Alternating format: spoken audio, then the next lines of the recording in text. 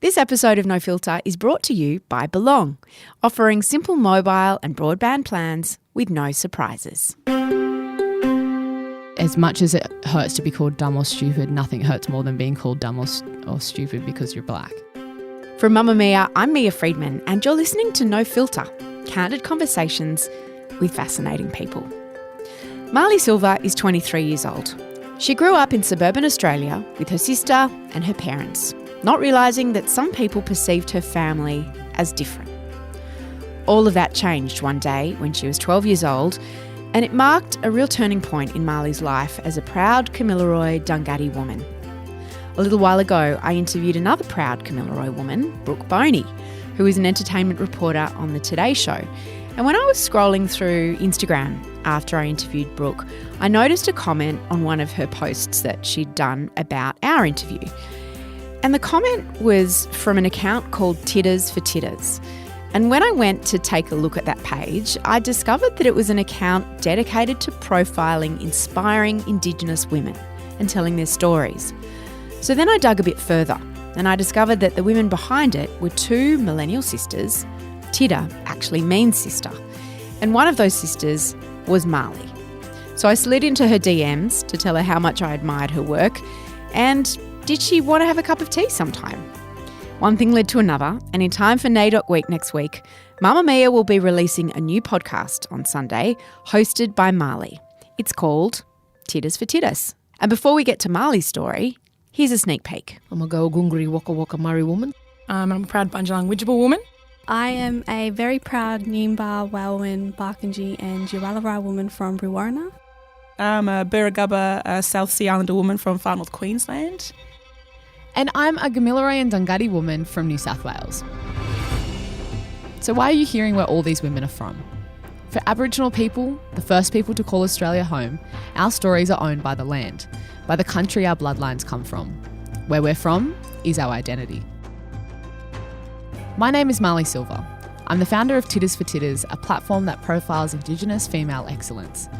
And I'm proud to announce that from the 7th of July, I'll be bringing those powerful stories to the Tiddas for Tiddas podcast, alongside Mamma Mia.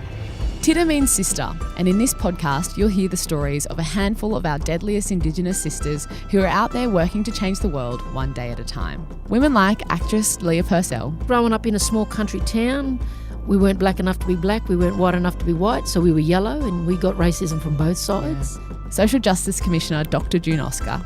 Our languages do not exist anywhere else in the world but here. They come from this country and they speak to our existence and our connectedness to this country.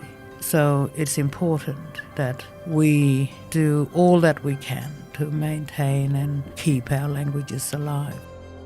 And activist Vanessa Turnbull Roberts. The same year that Kevin Rudd said sorry is the same year that I was removed. And then 10,000 other young children were removed as well. This reconciliation, this sorry day, these NAIDOC events, all of these things that are happening is all to make the white person feel good about themselves. But you don't get to feel good about yourself when this is the past and it's actually the present, and when our future is ending up where they are, you don't get to feel good. And you have a responsibility to start actioning your behaviour if you want to feel good. Tiddas for Tiddas, the podcast, dropping every Sunday from the 7th of July. Subscribe wherever you get your podcasts. As you heard, each week on Tiddas for Tiddas, Marlee is going to be talking to some of the brightest and most interesting Indigenous women in Australia who'll be sharing their stories with her. But today, I wanted Marlee to share her story because it's a great one. Here is Marlee Silva. Marlee, tell me about the day that your dad came to pick you up from school and everything changed when you were in high school. I was probably 4 weeks into year 7, 12 years old, very nerdy and a bit socially awkward anyway, which is something I'm proud of in hindsight. But I was very worried about making friends. And I had when you're that age, you have like a best friend for about a week. And I had a new one, and it was Friday afternoon, and the skies opened at 3 o'clock and our bell went at 3:05, and it was pouring down rain, and it was a lot of fun when you're a kid in your school uniform and it's raining. And there was this long driveway that ran from the maths block to the exit of the school, and that's where most of the parents would kind of pull up their car and you could kind of move in and get picked up and keep going. And I was racing down to the gate with my new best friend for the week in the rain, mucking around. And just as I got to the end of the gate, I heard someone call out my name and I looked up and there standing in his pajamas because he's a shift worker and had been asleep during the day and bright blue gumboots with this big umbrella was my dad. And I was mortified. I couldn't believe he was there in his pajamas. And especially those gumboots. I swear he didn't even have gumboots. It's like he just went and bought them for that day. And yeah, I was really, really upset at that, as you are as a dramatic preteen, and kind of raced to the car without even acknowledging that it was him, and was very grumpy all weekend and got back to school on Monday and kind of thought it would be something that was forgotten. But it wasn't. Within, first or second period, that same girl who was with me when I was running down the driveway turned around and asked me who it was who picked me up from school. And I, thought it was going to be, oh my gosh, why is your dad wearing pajamas? How embarrassing, blah, blah, blah.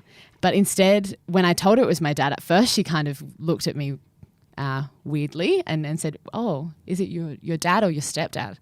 And I was like, oh, yeah, he's definitely my dad. I think he's my dad. God. And when I told her that, she said, oh, why is your dad black? And never in my life had I heard of someone be called a colour. You grow up in a mixed household, and I have lots of cousins who, I have Filipino cousins, Lebanese cousins. Like, we are a very multicultural family. And I've just never, before that, I'd never seen anyone as a colour or anyone because of their culture different. And after that, I was outed to my school. Every teacher suddenly knew that I was Aboriginal. And it's not like I ever thought it was a secret. I just had not worn it in the same way I do now. Yeah.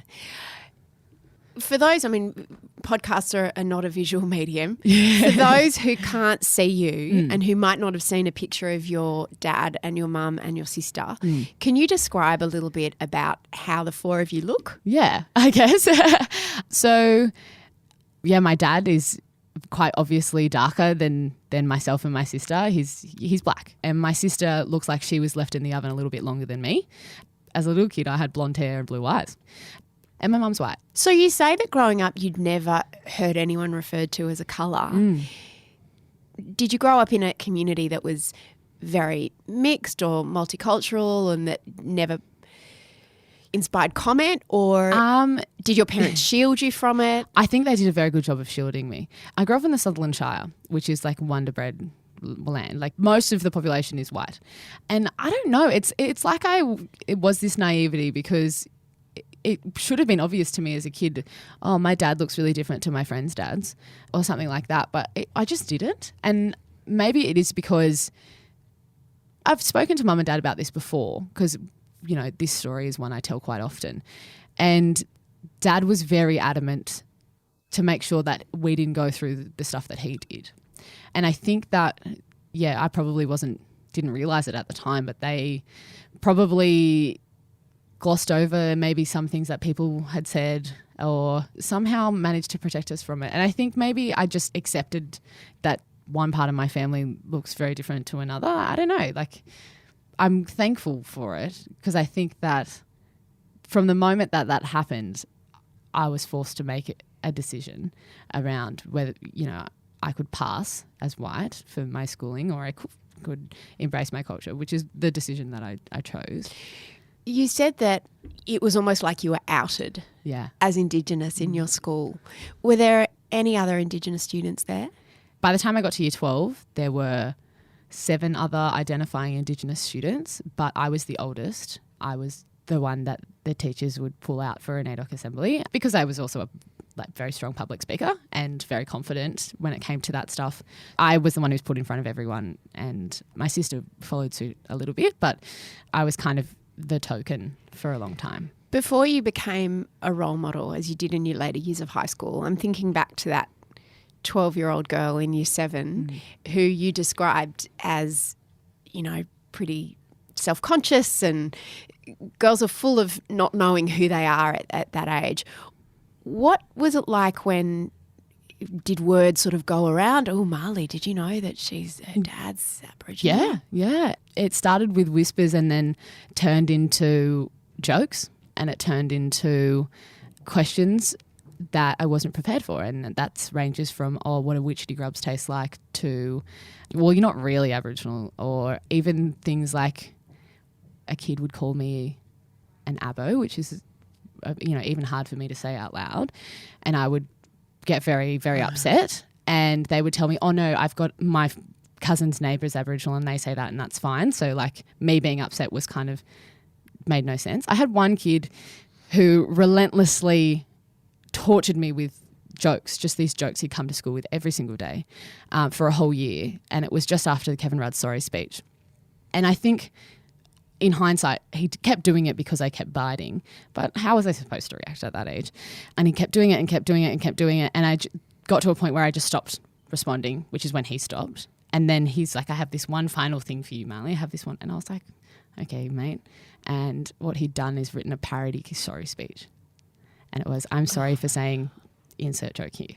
Like, that's what it was. So that was my...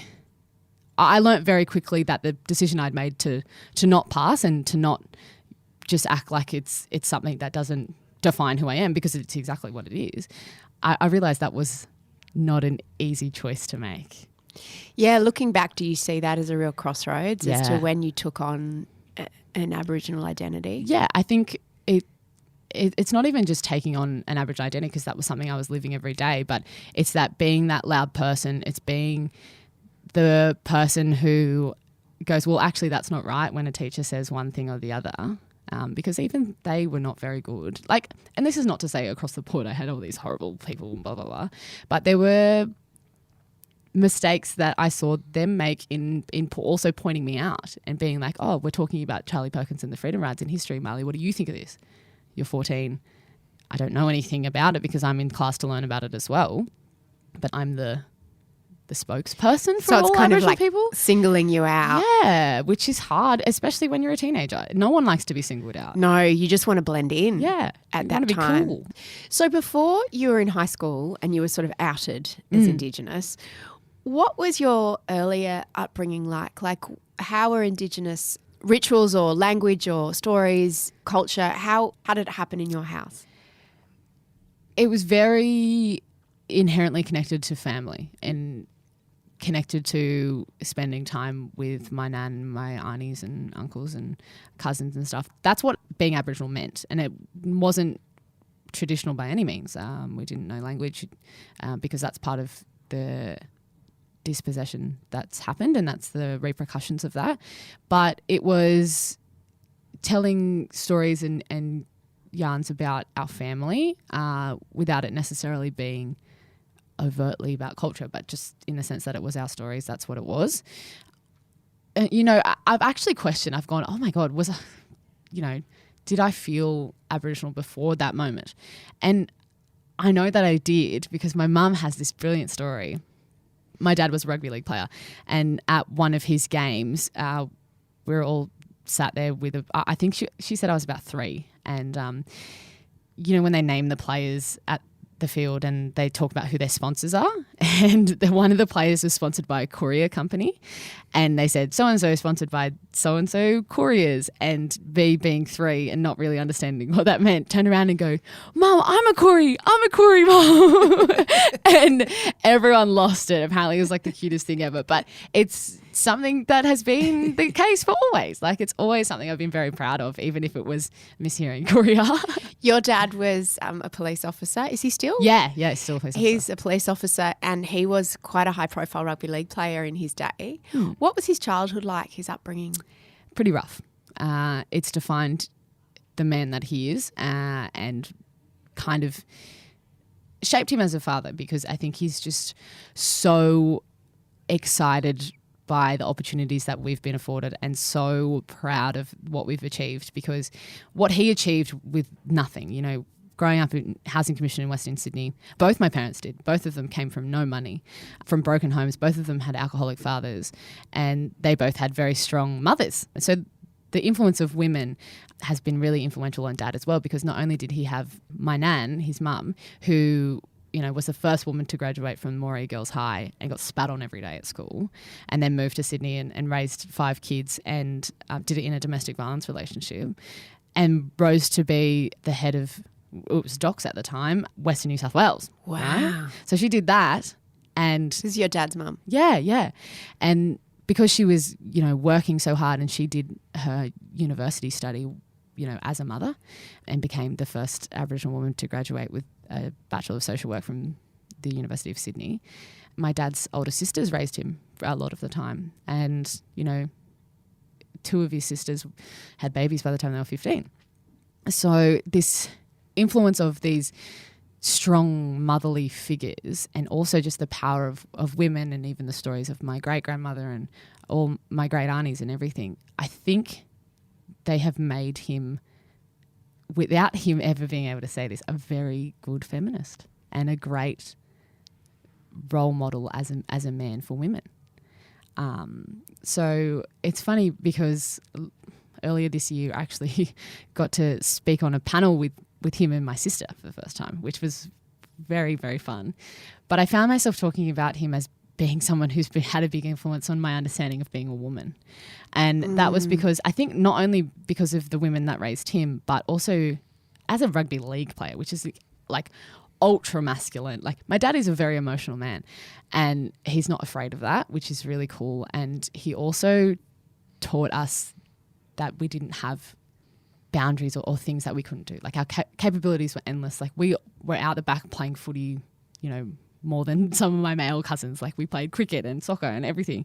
And we used to get the boxing gloves out as well. Like, that was our fun all the time. And there was no gender expectations that were put on us. And like, my dad is not this progressive type. Like, he's not this kind of person you sit in a room with and feel like, oh wow, he's so like forward thinking or whatever. Like, that's just what he did. I've heard it said that girls get their self-confidence from their mothers and their self-esteem from their fathers. Would you say that's true of you and your sister? Yeah, definitely. Definitely. I think he's had a big influence on that. And I feel bad because my mum always goes, you always talk about your dad and you never talk about me. And that is not to say, she is the rock of our family. And because as much as my dad has had a massive influence on me, I'm also exactly the same as him. So we fight like cats and dogs because we're just the same person as much as we love each other. So mum is the peacekeeper. Tell me about them and them getting together and deciding to get married. Was that a big deal? It was a bit of a culture shock, I think, for both of them in some ways. Like, so they went to school together.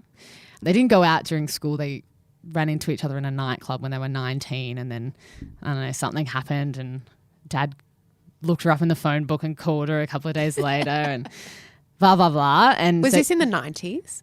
It would have been the 80s. Yeah, right. Yeah. And yeah, so they got together at 19, got married by 24. Mum had me when she was 27 or 28. And Mum tells stories of there being moments where she was going to a particular family member's house with Dad, and there being people who kind of asked Dad, what's this white girl doing coming into my house? Or, you know, there was a few times where she felt like she wasn't comfortable. And there is a lot of animosity that comes with being a white woman with a black man, because there's this little bit of feeling that like, oh, you're stolen one of the good ones, right? Which is a hard thing, and it's complex, and I can understand where that feeling comes from in some instances. A sense of that he's betrayed his community by partnering outside it. Yeah, and also, a bit of disdain towards her. But my mum grew up with Aboriginal people. Like, Dad wasn't her first interaction with Aboriginal communities. Like, they grew up in Mount Druitt. Like, everyone was brown in some way or shape or form, and her best mates, you know, a few of them were Aboriginal as well. So, and my nan and pop were super like cool and accepting particularly for that time as well. So they didn't have a problem, but there definitely was kind of weird. It was less about people having a problem with Dad being black or Mum being white, and more like protocols were different and the way that families tell me about that a little bit. There's just like certain expectations or certain ways of doing things in Aboriginal families that are different to white. And I see that in how, in the relationships that my parents have with their siblings now. It's very different. Very, very different. And it's... Different how, though? I don't know. Like, there's not... It's different in... I don't know. It's hard to explain. Like, there's some practical things I could tell you, but I probably won't touch on them. Yeah. But just, I think expectations are different. And the way that Aboriginal people treat and look after their parents in particular is very different. Yeah, we're terrible at that in white families. Yeah. I mean, my mum's mum lives with us. She always has. But I don't know. There's just a different level of expectation. And Aboriginal family structure is very different. Tell me about the sense of sharing among Aboriginal families, that idea that property is communal, material possessions are communal. Yeah, well, is that true? In some instances, not in my families. I mean, we all live in our immediate kind of, my dad's siblings all live in and around Sydney, and very much city slickers and whatever. But yeah, I find the sharing in terms of parenting is quite interesting. And, you know, certain aunties and that have taken in other kids and all that kind of stuff, which is a really beautiful thing. It's interesting, it's different, and some people find it a little bit confusing, but, you know, your aunties and your uncles are as much your mum and dad as your parents are. That's kind of how it is. So take me back to high school. Did you become quite politicised? Oh, intensely so. Like from that moment in year 7, or was it a bit later on? thing? It was more of a gradual thing, because I think it was as I found my voice. I feel like being an Aboriginal person, you're a political pawn in some instances. A huge moment for me at school was in my last year of school, when Adam Good started getting booed. It was massive. When the most recent documentary came out, it was an incredibly emotional moment for me, because I found an email I'd sent to a talkback radio station at the time. I actually sent it to Ben Fordham, and they were going to get me on air, but I got bumped for Tony Abbott, who was the Prime Minister at the time. So, what are you going to do? Very bad decision, Ben Fordham. And yeah, I'd written in it, I'm light-skinned, but that hasn't stopped me from copying racism all throughout school. And as much as it hurts to be called dumb or stupid, nothing hurts more than being called dumb or stupid because you're black. And I just lost it when I read it, because I think I've done a good job at blocking out a lot of the stuff. And I think when I know all the stories, but the feeling that I felt at school, I blocked a lot of it out. And at the time, the reason that the Goods thing that happened was so monumental was it was one of those like pop of the bubble moments again, like that big shift with why is your dad black? It was a big shift about understanding the perspectives of the people around me, because when it happened, we saw it on the news. And in our household, we were like, oh my gosh, that's amazing that he stood up like that. That is so incredible. This is, you know, he's a great role model. But like, that's the rhetoric. I'm not an AFL fan. I'm an NRL fan, but the only AFL player I've ever known, like, was him and Michael O'Loughlin, who was his teammate, the two blackfellas who played for Sydney Swans. And this was a really triumphant, important moment. And then I go to school the next day and the rhetoric is, oh my God, he needs to get over it. That's ridiculous, or he does look like an ape. Like that was what that's what some of these kids were saying. And I just was like, what? Like, wow. And then you start going, well, if that's my conversation around my dinner table at night, what is yours like? And what is it like when anything that has to do with Aboriginal Australia comes up on the news? So I was very scared. I was very, very scared. And this was 6 months after I'd had girls write Marlee Silva sniffs petrol on school property. So I think it had been building up, and I kind of went, oh, and it still affects me in terms of how much I can trust white people. And that's a really hard thing to deal with, because I don't want to have this barrier up because someone's white, because that's, you know, it's the same kind of attitude that sees people, you know, have barriers up against me because I'm Aboriginal. But that's where it comes from. So that was the point in time when I kind of was reminded of the fact that I do live in a bubble, and my parents were still protecting me. You know, as much as they had been in primary school, they were protecting me to a certain point because I'd forgotten that, you know, a lot of households don't think like ours. Did you go home and explain what had happened, or did you feel that you wanted to protect your parents from knowing that you were being subjected to that kind of racism? When it came to the graffiti about me, I was really angry. And I remember telling my mum, but I did try and keep...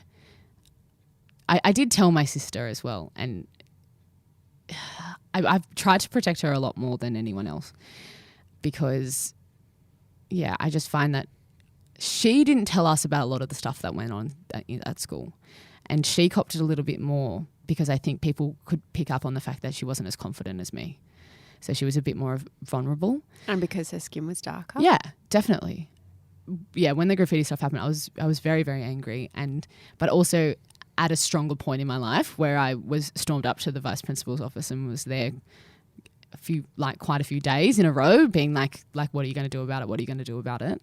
They made the girls wash the graffiti off, but that was it. They never got punished. They never even apologised to me. And one of them I actually had a uni class with once.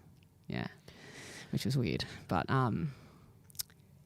when you were talking about Adam Goods and some of the things you had to endure in high school, it was the double whammy from what you say, because it's the racism, but then it's people saying, it's not because he's Aboriginal. Yeah. It's just for other reasons, or come on, Marlee, take a joke. Yeah. So it's racism on top of gaslighting, on top definitely. of racism. Yeah, which is... And it's very hard to argue against, or can be hard, I imagine, to argue against that. And I found myself questioning whether I was being a drama queen.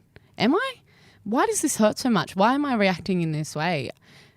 It's hard to be self-reflective anytime, but when you're 17 and I mean, like, I struggled socially as it was. I've never been someone who's had a lot of friends or found it easy to make a lot of friends. But I also think that's got to do with the environment I grew up in. But I thought there was something wrong with me. When kids start partying and stuff at 16, I just didn't enjoy it. I never touched alcohol till I was 20. I wasn't interested in boys, which was a massive one. That was really, I struggled with a lot because I don't know, your worthiness is very weighted on whether men find you attractive, especially as a teenager. As a teenage girl, it can be. Yeah. And I found that used to weigh on me heaps. But at the same time, my culture and my connection to it saved me and helped me understand my purpose, because I kept being like, who am I sort of thing, and what am I, and what's the point, and what does that mean? But the further I immersed myself in culture and the more I could move away from caring too much about that other stuff, and the more proud of myself I could feel. Not just proud of my culture, because I was always proud of being an Aboriginal person, but I'm actually proud of myself as Marlee Silva, who happens to be Aboriginal. So it was tough, and my mum has in the past felt quite upset because I think some of the stories have kind of come out in later years that you just forget about or you just don't want to talk about, and she's been quite upset, and she's like, oh my gosh, should I have sent you somewhere else? Should I have sent you out of the Shire? And I go, well, hindsight's a powerful thing. Like, we can say all that we want, but I might not have had the fire in me that I do, and I've not have been able to achieve what I have if I hadn't had to face that and hadn't had to feel the hurt or know how much certain things do need to change because I've faced them. The idea of passing as white, is that ever frustrating because you want everyone to know that you're not? Yeah, it is. It's hard. I know that there's privilege that comes with it, but it is hard because complicated, isn't it? Yeah, because I feel so black and I can't tell you what that feels like, but everything that I do, every ounce of my being, every breath that I take, before I'm anything else, I'm Aboriginal. And how do you tell people that? How do you telegraph that to people? I'm a loudmouth. constantly talking about the things that are important to my people, and I'm always talking about it. I don't know. It's become such a part of your identity. You've manifested it. I was definitely overcompensating for a while. I just had like an Aboriginal flag on everything that I owned and was always wearing it just to make sure. But it's been scary some of the times when I've, passed and not had an opportunity to correct people. It happened to me at uni because I did creative arts, and one of the compulsory subjects for all creative arts majors was about like art theory or something, and one of the weeks was on Aboriginality and Aboriginal art. And it was a white lecturer. Like, they had got guest lecturers in all the time, but they just kept this white guy to do it. And I was being talked about like I wasn't in the room, So that's been some hard times, and that they just added to the moments where I had to, okay, I'll just start wearing my flag shirt to every lecture I go to, was kind of how I felt like I needed to be, because especially in a university context, I find that we are an anthropological subject that, gets an academic gaze put on it rather than being real people who could be in the room, So that was weird. That was really weird, and super uncomfortable, because the people around you don't know that you're uncomfortable. Has it also been almost like a cloak of invisibility in some ways that's enabled you to hear what white people say when they don't think an Indigenous person is around? Yeah. Which again is scary. It's scary. And I think that even when people do know that I'm Aboriginal, I think in some weird subconscious way, they feel more comfortable in approaching me with, there's no such thing as a dumb question, but dumb questions. What's a dumb question? Just so I don't ask it. How much Aboriginal are you? That's the big one. Explain why that's a dumb question. Yeah, so there's a weird kind of leftover from stolen generation era Australia that requires some non-Indigenous people to ask you how much of your blood quantum is Aboriginal, which comes from a place where it's like they're trying to assess how much they can relate to you, like how much white you have in your blood that I can relate to, or like how different are you from me as a white person. Yeah. And because like that same attitude was, what sorted out which kids were taken from their families. Because it would have been kids like you. Yeah. Was more likely to be light skinned. So I saw Rabbit-Proof Fence at the cinemas, and I was like 5 or 6. Oh, God. It was really bad, really bad. Poor parenting choice from my parents there. I think I'd begged to go because I was like, oh, look, it's, me being that little kid going, oh, Corey's like me. And I went, and I, for weeks, was terrified someone was coming to take me. And, there's still plenty of our kids who are being taken. It's not something that's ever stopped. But particularly when you talk about how much, what's the percentage, it's so that's insulting. Super inappropriate. And I know that a lot of people don't realise that, but it's one that I really hate, because I just feel like I don't want to have to justify. Because you don't, what you're saying is you don't feel 50% Aboriginal. No, because what does that even mean? 100%. Yes. Like that's just who you are. Yeah, it's not a matter exactly. of percentages. Yeah, it's weird. More dumb questions? Oh, I don't know. Maybe I've tried to block some of them out. But it's usually, that's the big one. That's the one that I actually get upset about. The rest of them I'm like, it's okay. Well, I can explain to you why this is inappropriate, but that's fine. I don't have fatigue about it. It's just that one that I really don't like.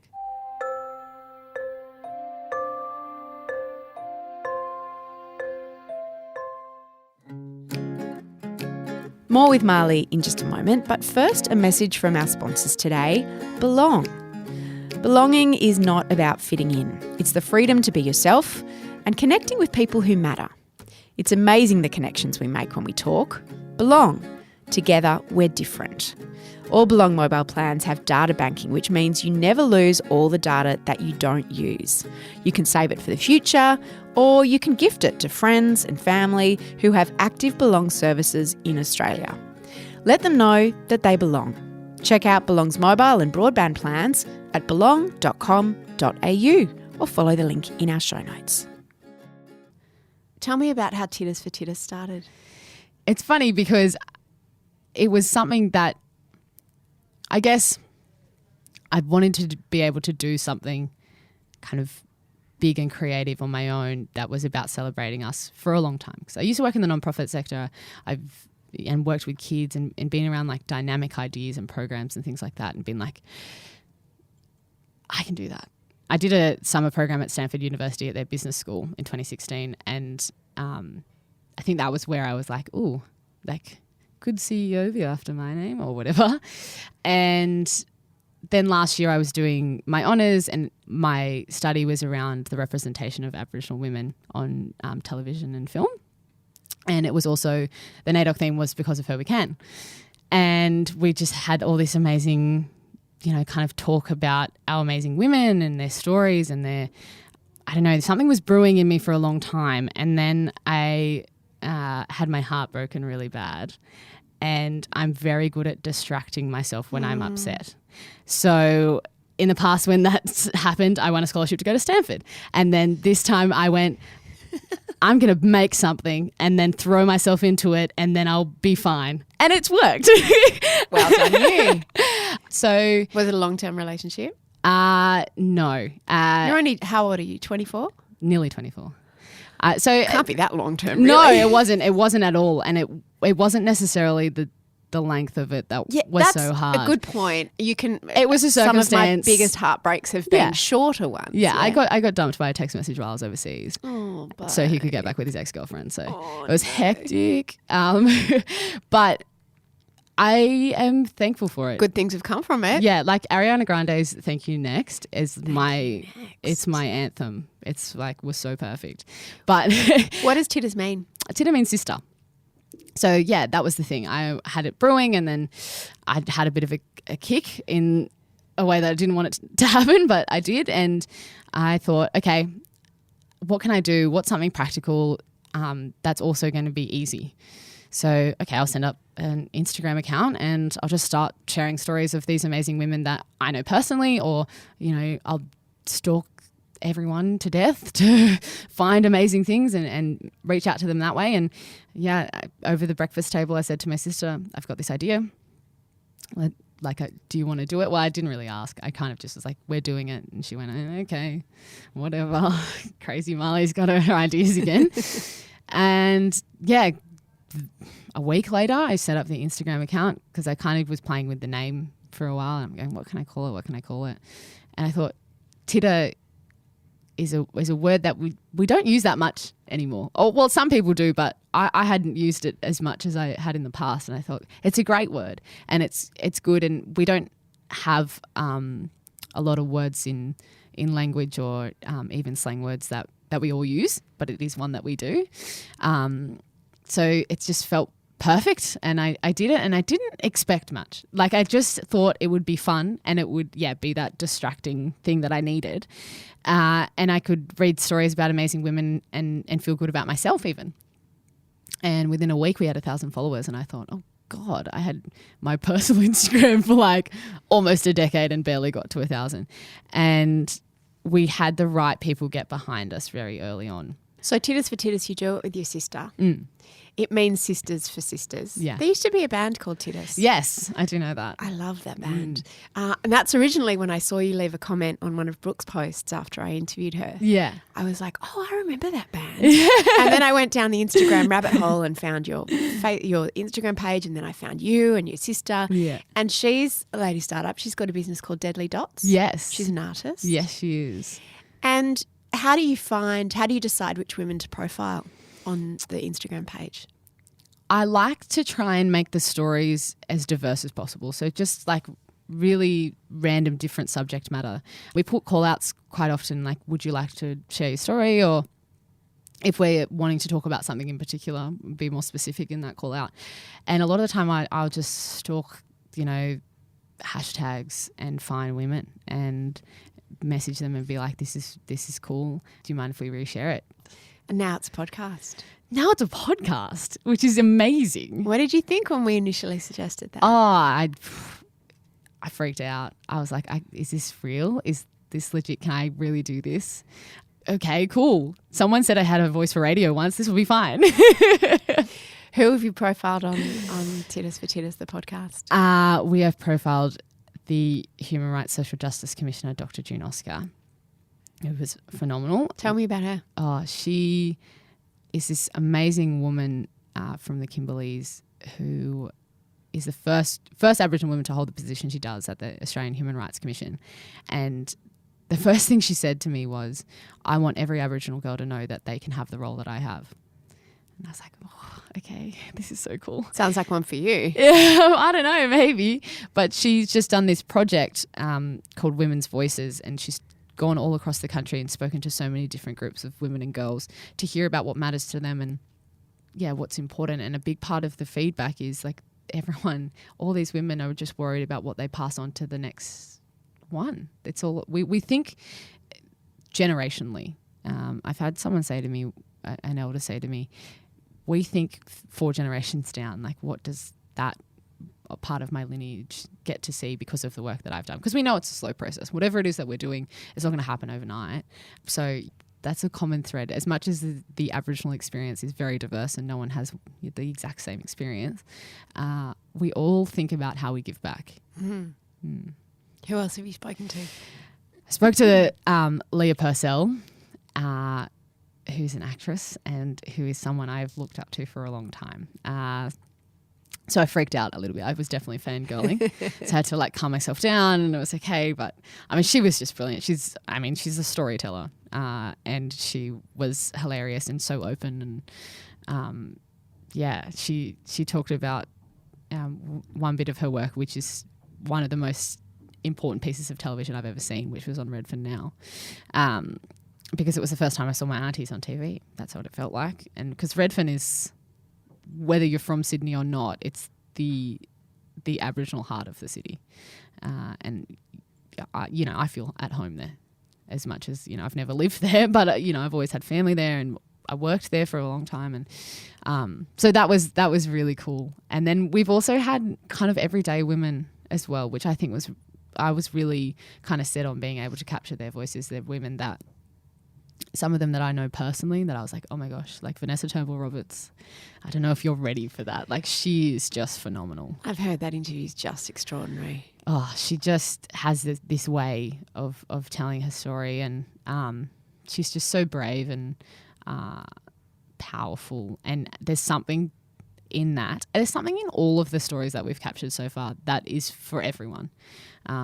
There's lessons in there. There's beautiful bits of wisdom and knowledge that is relevant for every Australian. It's not just talking to an Indigenous. No, it's not. No, not at all. Which is the most exciting thing. It's because, most of us know a lot of our own stories. But for me, I always think about the fact we're only 3% of the population and it's the other 97% who's going to make the difference if they walk with us. We all look forward to walking with you on this podcast, Marlee. I'm so excited to see how you are growing and you're just a fantastic, innately talented interviewer and podcaster. Thank you so much. And beautiful human being. Thank you. Congratulations. Thank you so much. It means so much to me that we're getting to do this. Since meeting Marlee, I have just grown more and more in awe of her passion and her drive and her desire to make a difference in the world. And I could not be more proud to have her on our network. She is a natural host. She's such a great interviewer. She hadn't really interviewed people before and she'd certainly never made a podcast before. So it's just been incredible to watch her fly. Please follow the link in our show notes and subscribe to Tiddas for Tiddas and share it with someone else you think might be interested. Thank you for listening to this episode of No Filter with Marlee. No Filter is produced by Liza Ratliff. I'm Mia Friedman. I'll see you on Mamma Mia. This episode of No Filter is brought to you by Belong, offering simple mobile and broadband plans with no surprises.